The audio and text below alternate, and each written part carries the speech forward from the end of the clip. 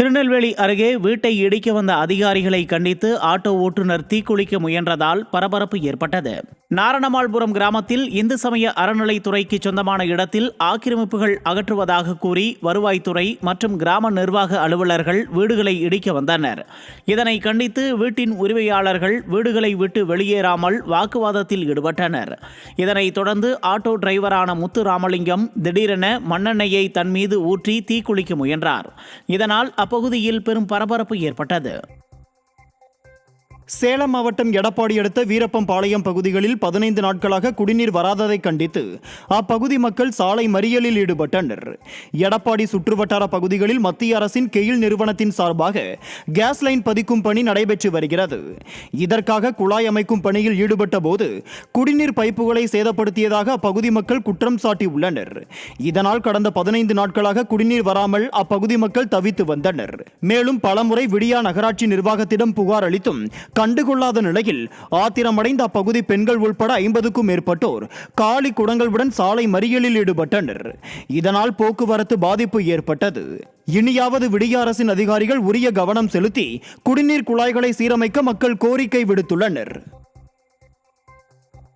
செங்கல்பட்டு மாவட்டம் மதுராந்தகத்தில் புதிய நியாய விலை கட்டடம் கட்டித்தர வேண்டும் என அப்பகுதி மக்கள் வலியுறுத்தி உள்ளனர். மதுராந்தகம் நகராட்சிக்குட்பட்ட அருளாளீஸ்வரன் கோவில் தெருவில் நகராட்சிக்கு சொந்தமான குடிநீர் தொட்டி மற்றும் மோட்டார் அறையுடன் கூடிய கட்டடத்தில் நியாய விலை கடை இயங்கி வருகிறது. இந்த நிலையில் இந்த கட்டடத்தின் சிமெண்ட் பூச்சு உதிர்ந்து இரும்பு கம்பிகள் வெளியே தெரியும் அளவிற்கு பழுதடைந்துள்ளது. மேலும் மழைக்காலங்களில் நீர்க்கசிவு ஏற்படுவதால் ரேஷன் பொருட்கள் வீணாகி வருவதாகவும் அப்பகுதி மக்கள் குற்றம் சாட்டி உள்ளனர். இதனால் கடையை தற்காலிக வேறு இடத்திற்கு மாற்ற அதிகாரிகள் நடவடிக்கை மேற்கொண்டுள்ள நிலையில் விடியா திமுகவை சேர்ந்த சில நபர்கள் எதிர்ப்பு தெரிவித்து வருவதாக மக்கள் குற்றம் சாட்டி உள்ளனர். எனவே நியாய விலை கடைக்கு என புதிய கட்டடம் கட்டித்தர வேண்டும் என அப்பகுதி மக்கள் வலியுறுத்தி உள்ளனர். திருவள்ளூர் மாவட்டம் பள்ளிப்பட்டு அருகே அமலாக்கத்துறை சோதனையால் அப்பகுதியே பரபரப்புக்குள்ளானது. குமாரராஜபேட்டை பகுதியைச் சேர்ந்த தமிழ்ச்செல்வன், அரவிந்த் மற்றும் பிரகாஷ் ஆகிய மூவரும் ஆன்லைன் மூலம் பணி செய்ததாக கூறப்படுகிறது. இவர்களின் வங்கிக் கணக்கில் இருந்து சுமார் 5 கோடி ரூபாய் பண பரிவர்த்தனை நடந்ததாக கூறி அமலாக்கத்துறையினர் சோதனை நடத்தினர். மேலும் தமிழ்ச்செல்வனின் உறவினரான அருணா என்பவர் வீட்டிலும் அமலாக்கத்துறையினர் சோதனை நடத்தினர். இதனால் அந்த பகுதியில் பரபரப்பு ஏற்பட்டது. கோவை மாவட்டம் சுந்தராபுரம் காமராஜர் நகர் பேருந்து நிலையம் அருகே இளைஞர்கள் கத்தியுடன் மோதிக்கொண்டதால் பரபரப்பு ஏற்பட்டது.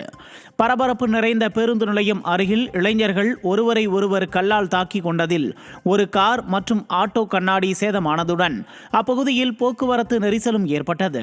இச்சம்பவம் பொதுமக்களிடையே அச்சத்தை ஏற்படுத்தியதோடு விடிய அரசு ஏவல்துறை அதிகாரிகள் கும்பகர்ண தூக்கத்தில் இருப்பதாக பொதுமக்கள் குற்றம் சாட்டுகின்றனர்.